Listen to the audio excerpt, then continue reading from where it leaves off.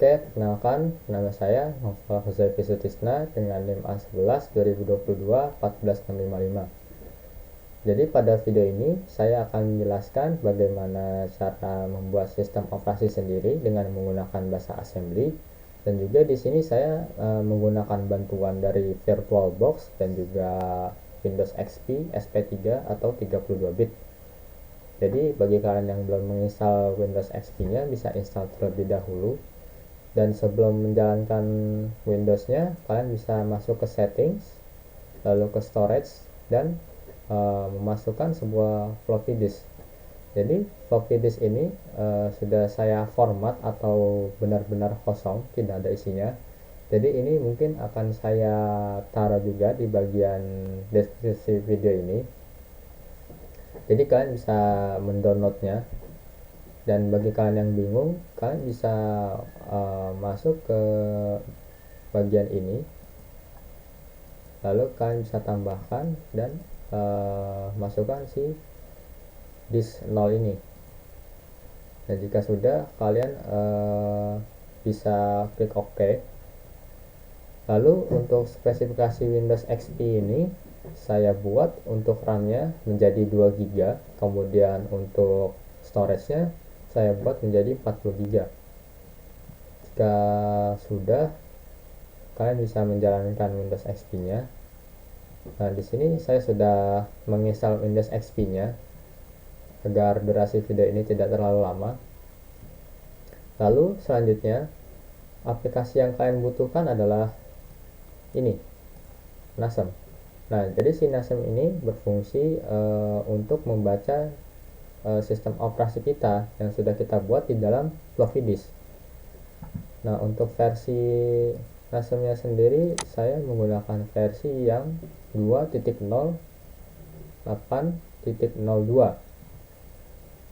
Nah, jadi kalian bisa mendownload NASM ini di Google, ataupun versi yang terbarunya itu juga nggak masalah. Intinya cari yang NASM untuk versi 32 bit. Kemudian selanjutnya, jika kalian sudah menginstal NASM ini, kalian bisa masuk ke file instalan dari si NASM-nya. Kemudian kalian buka yang namanya NASMP. Nah, tampilannya akan seperti ini. Ya, seperti command prompt. Lalu untuk yang pertama kita lakukan adalah mendebug sebuah NASM-nya. Kemudian kita ketikkan L spasi 0 spasi 0 spasi 0 spasi 1. Kita enter, kemudian kita ketik lagi D spasi 0. Nah, di sini kita dapat melihat sebuah format dari si floppy disknya ini. Untuk format floppy disknya tersendiri ini memakai FAT12. Lalu selanjutnya kita bisa ketik lagi D spasi 180. Nah, di sini bisa kita lihat misalkan kita ingin membooting floppy disk ini di awal, maka yang akan dia tampilkan adalah error, karena di dalamnya itu belum kita isi dengan sistem operasi dan file-file lain. Nah, jadi untuk selanjutnya kita akan membuat script sistem operasinya.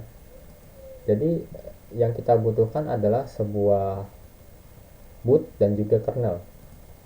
Nah, jadi di sini saya sudah membuatnya untuk boot dan kernelnya. Untuk boot dan kernelnya sendiri seperti ini. Ya, isinya lumayan banyak.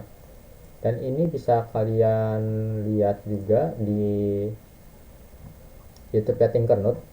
Jadi di sini sudah dijelaskan semua apa yang harus kita tulis. Jadi benar-benar kita tinggal mengikutinya saja. Dan kalau misalkan error pada saat pengkonvertan, jadi dia di situ terdapat notif. Nah, jadi kita bisa tahu letak salahnya itu ada di line berapa. Nah, saya sarankan jika terdapat kesalahan seperti itu, kalian bisa membuka file ini menggunakan Notepad++ di Windows asli kalian. Jadi misalkan terdapat sebuah error, atau misalkan ada yang typo atau kesalahan huruf angka, kalian bisa melihatnya menggunakan Notepad++, dan akan diberitahu itu kesalahannya terdapat di line keberapa. Oke, jika ini sudah dibuat, kita copy kedua file ini ke dalam instalasi file NASM. Nah, kita bisa paste di sini. Lalu kita buka lagi NASM pad-nya. Lalu kita ketikkan sem spasi boot.asm min o spasi boot.bin. Nah, jadi fungsinya untuk script ini adalah untuk mengkonvert si file yang tadinya berbasis ASM menjadi file bin agar dapat terbaca pada saat booting. Nah, jadi file binnya ini otomatis terbuat. Lalu kita lakukan hal yang sama untuk bagian file kernel ya.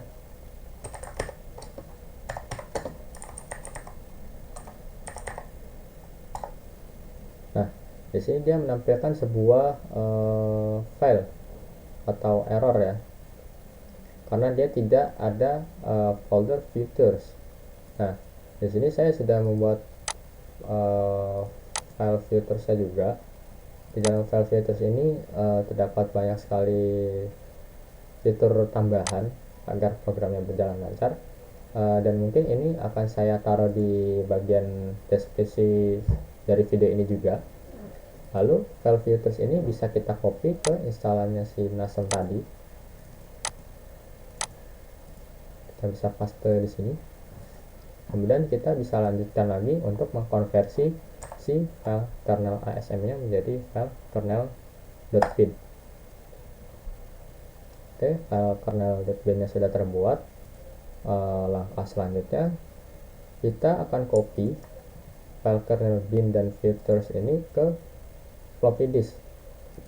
Sebelumnya saya tunjukkan dulu floppy disknya. Jadi untuk si floppy disk ini benar-benar kosong, nggak ada isinya.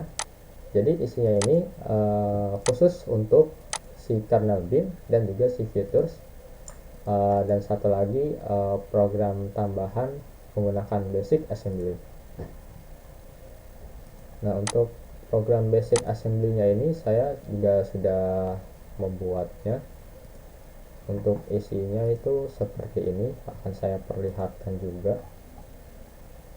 Jadi di dalamnya itu terdapat sebuah menu atau perintah yang saya buat. Jadi misalkan itu dipilih, akan keluar output sesuai yang akan kita minta. Nah, contohnya seperti ini. Dia ada alamat, ada hobi, status, cita-cita, dan udinus. Nah, di sini terdapat sebuah start loop atau awalan, dan terdapat sebuah fungsi juga untuk output dari si menu. Dan kemudian untuk di bawahnya itu ada fungsi kembali untuk kembali ke menu, dan juga keluar untuk keluar dari program ini, dan akan kembali ke bootingan awal.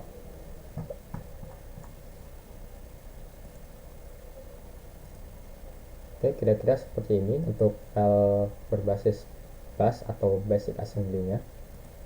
Kemudian ini saya copy juga ke floppy disk agar programnya bisa berjalan. Kemudian langkah selanjutnya kita bisa debug lagi. Kita bisa debug. Kemudian kita ketik n spasi boot.bin. Nah, fungsinya n boot.bin ini untuk membaca si boot.bin itu sendiri. Jadi ketika boot.bin ini terbaca, otomatis si kernel ini juga ikut terbaca. Lalu selanjutnya kita ketik L spasi 0. Nah, L spasi 0 ini fungsinya untuk menulis ya menulis isi dari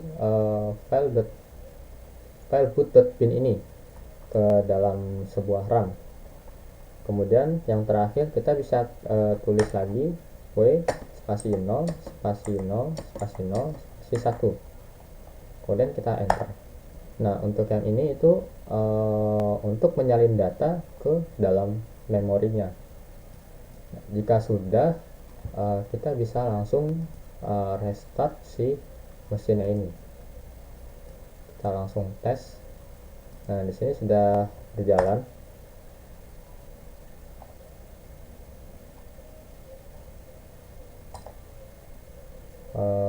Kita coba tes dulu apakah file berjalan. Oke, ternyata untuk tadi tidak ada pengaruh. Kemudian kita bisa pilih nomor 1. Nah, dia akan muncul nama, kemudian dia menampilkan sebuah pertanyaan, ingin kembali ke pilihan menu. Jika iya, dia akan balik lagi ke menu dan bisa untuk menginputkan pilihan menunya lagi. Mungkin di sini saya akan coba sampai semuanya bisa berjalan. 4, terakhir 5. Oke, semuanya bisa berjalan. Kemudian di sini saya pilih no dan saya ingin keluar. Nah, jika ingin keluar, kita tinggal pencet enter saja. Lalu yang berikutnya, nah ini sama kurang lebih. Kita pilih semua menunya, kita tes apakah berjalan dengan lancar dan tidak ada masalah ya, sepertinya aman-aman saja. Dan mungkin kurang lebih seperti ini program berbasis assembly-nya atau sistem operasi yang berbasis assembly. Mungkin kurang lebihnya seperti itu. Untuk file-file yang lainnya akan saya gabungkan mungkin menjadi satu di dalam video YouTube ini. Oke, mungkin saya cukupkan. Sekian, terima kasih.